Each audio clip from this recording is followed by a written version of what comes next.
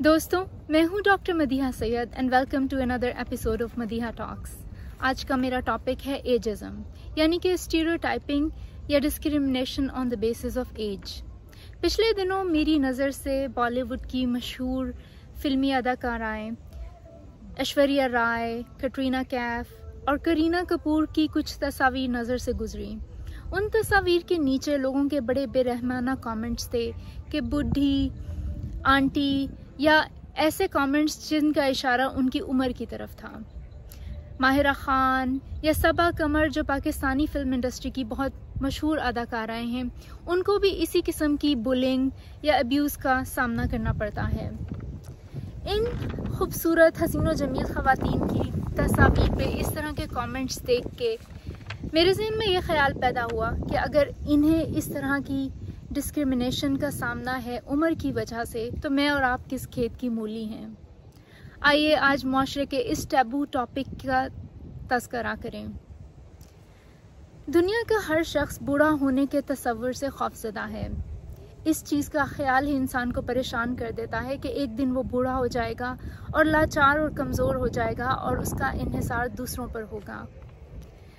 जब इंसान छोटा बच्चा होता है तो उस वक्त भी वो लाचार होता है और उसकी ज़िंदगी का इन्हिसार दूसरों पर होता है। इसी तरह इंसान की ज़िंदगी की ट्रेजेक्ट्री एक बेल शेप कर्व की तरह होती है, यानी कि ज़िंदगी के अवाइल में और ज़िंदगी के आखिरी दिनों में इंसान मजबूर और लाचार हो जाता है।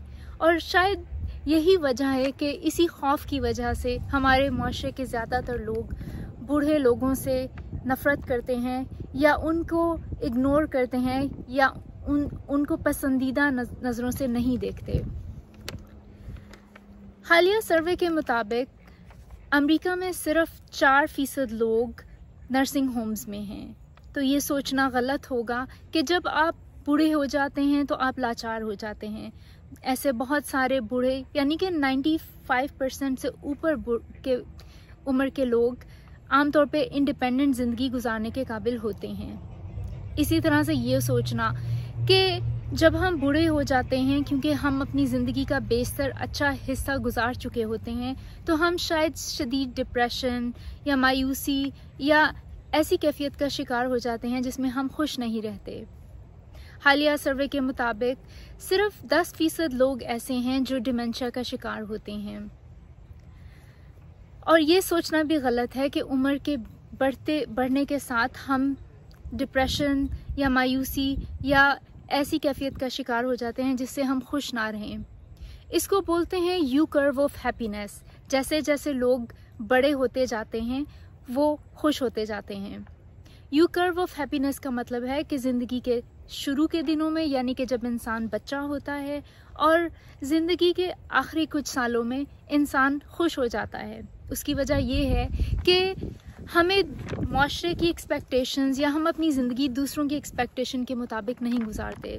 जिस तरह बच्चों को बिल्कुल इस बात की परवाह नहीं होती कि लोग उनके बारे में क्या सोच रहे हैं, ज़िंदगी के आखिरी अय्याम में इंसान भी इन फ़िक्रों से बालातर हो जाता है। आइए उन अवामिल की तरफ हम थोड़ी सी रोशनी डालते हैं जिनकी वजह से लोग बूढ़े लोगों को पसंद नहीं करते या बुढ़ापे को पसंद नहीं करते। इसकी एक वजह तो ये है कि इंसान डिनाइल का शिकार है।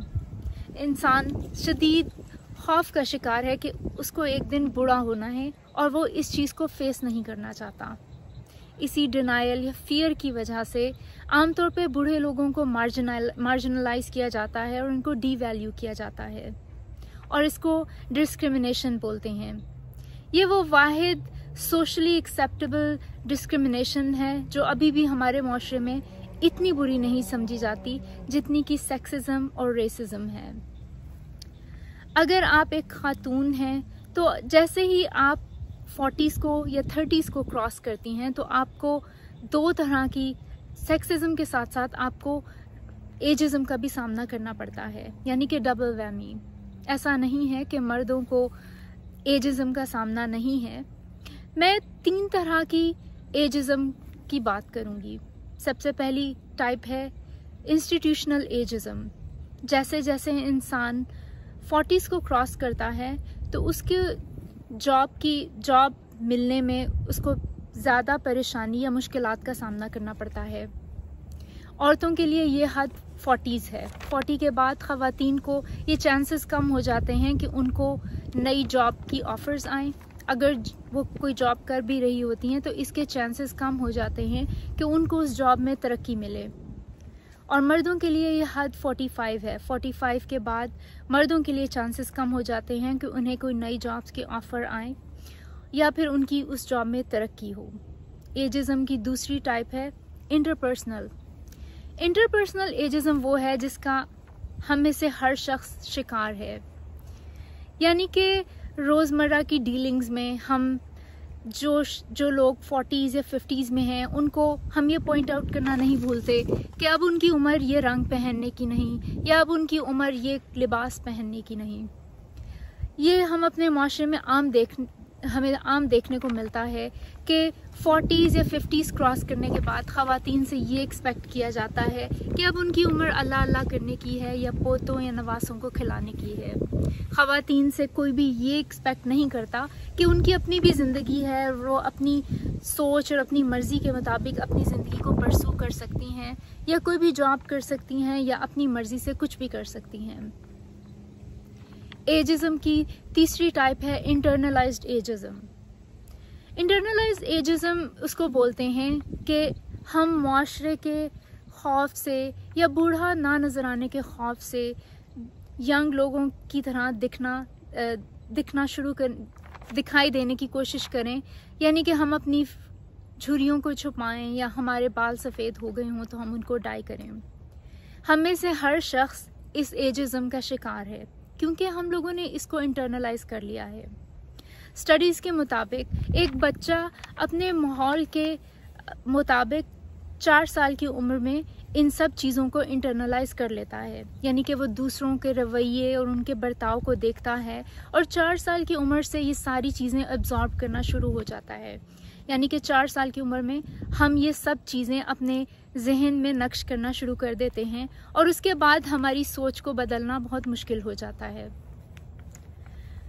ख़वातीन को एजिज़म का सामना क्यों ज़्यादा करना पड़ता है? क्या वजह है कि जैसे ही कोई फिल्म एक्ट्रेस 30s को क्रॉस करती है तो लोग उसे पर्दा स्क्रीन पर देखना नहीं चाहते। उसकी वजह यह है कि हम मर्दों की बनाई हुई इस दुनिया में रहते हैं। मर्द इस दुनिया के सारे कल्चर्स, सारे मज़ाहिब को डिफ़ाइन करते हैं और एक मर्द सेंट्रिक सोच नज़र आती है। और हम सब जानते हैं कि मर्द औरत को उसकी ज़ाहरी शक्ल सूरत और सेक्सुअल अट्रैक्टिवनेस की वजह से उसको परखते हैं, यानी कि औरत की वैल्यू सिर्फ उसकी शक्ल सूरत और उसकी अट्रैक्टिवनेस की बेसिस पर होती है। मर्दों की वैल्यू उनके सोशल स्टेटस और उनकी काबिलियत पर होती है।